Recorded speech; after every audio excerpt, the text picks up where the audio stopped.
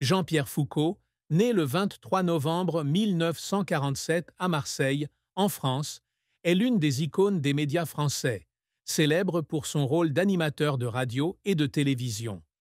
À 77 ans, il a laissé une empreinte durable sur des émissions populaires telles que Qui veut gagner des millions, Sacrée soirée, Interville et la cérémonie de remise des prix, Miss France, à laquelle il est associé depuis 1996.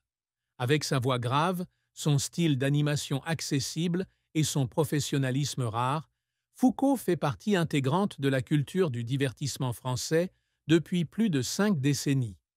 Né dans une famille modeste, d'une mère juive polonaise et d'un père résistant, sa vie fut remplie d'événements historiques et personnels chargés d'émotions. Derrière les paillettes de la scène se cache un homme aux prises avec de profondes tristesses, allant de la perte de sa famille au défi de sa carrière et de sa vie personnelle.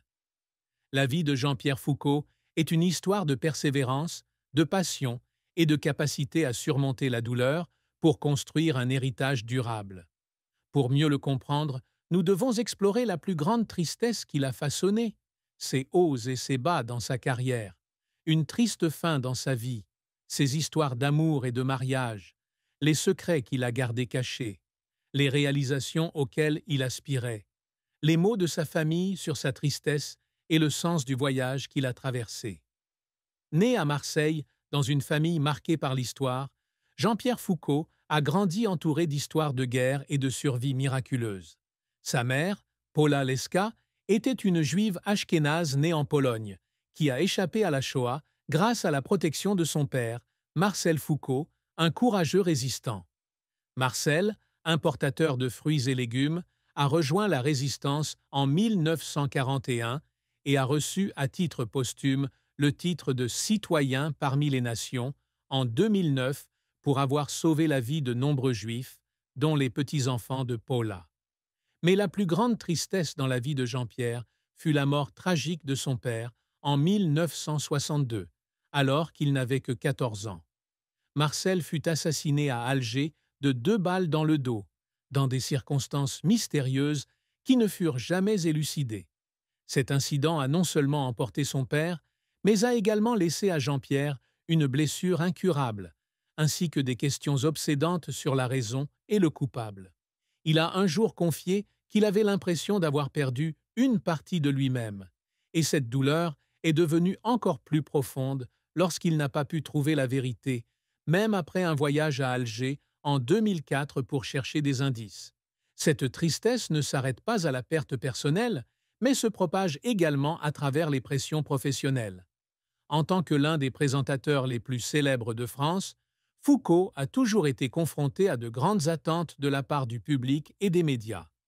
Malgré ses nombreux succès, il s'est souvent senti injustement jugé, notamment lorsqu'il a été licencié par RTL en 2014 après de nombreuses années de dévouement.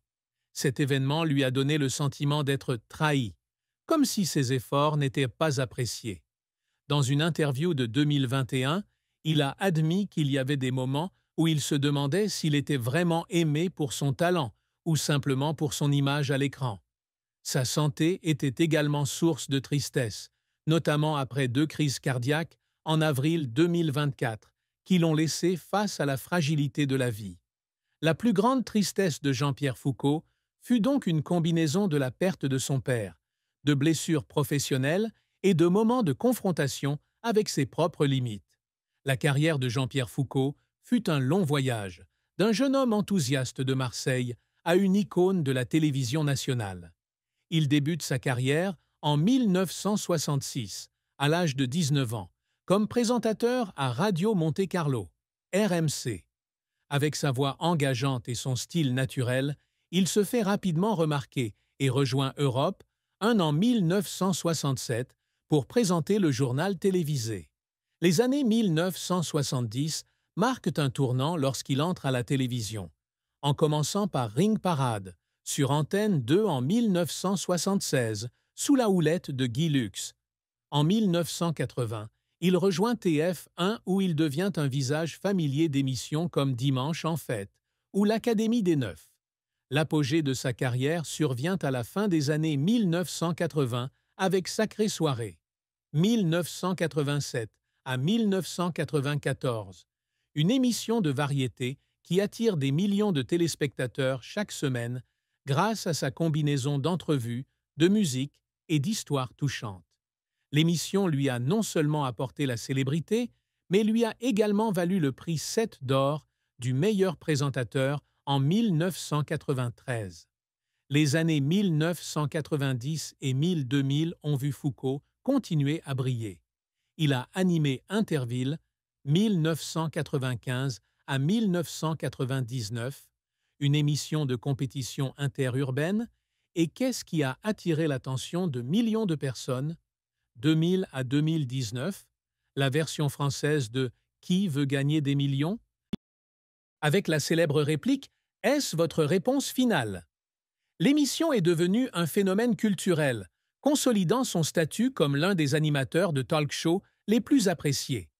Il est également associé à Miss France depuis 1996, animant avec grâce et professionnalisme la cérémonie de remise des prix, même à 77 ans, lors de l'événement Miss France 2025 à l'Arena Futuroscope. En dehors de la télévision, il a occupé divers autres postes, notamment président de l'association de l'OM 1997-2017, directeur du Centre de formation de l'Olympique de Marseille et président de la chaîne de télévision locale LCM 2005-2009. Il est également apparu dans des films tels que Mon meilleur ami 2006, dans lequel il joue son propre rôle, et Asesinatos en la Costa Azul 2024, démontrant ses talents d'acteur. La carrière de Foucault n'a cependant pas été sans échec. Son licenciement de RTL en 2014 a été un choc énorme, puisqu'il a été remplacé par Philippe Bouvard dans l'émission du week-end.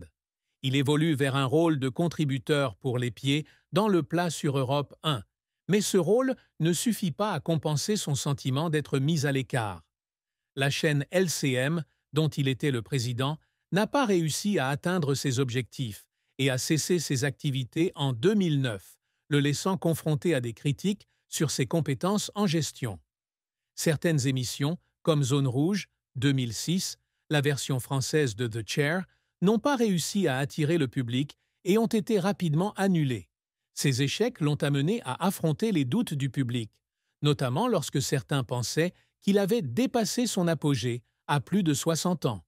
Dans une interview de 2015, il a admis que ses critiques lui avaient fait du mal, mais il a choisi de garder le silence et de continuer à travailler pour prouver sa valeur.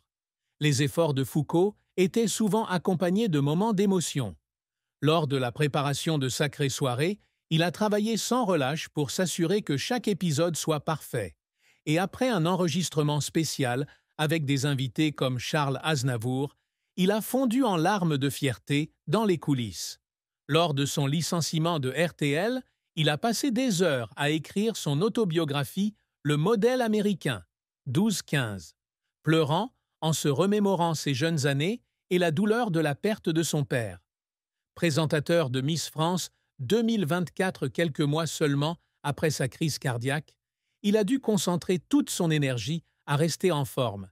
Et après le spectacle, il s'est assis seul dans la loge, en pleurs, car il savait qu'il avait surmonté son problème de santé.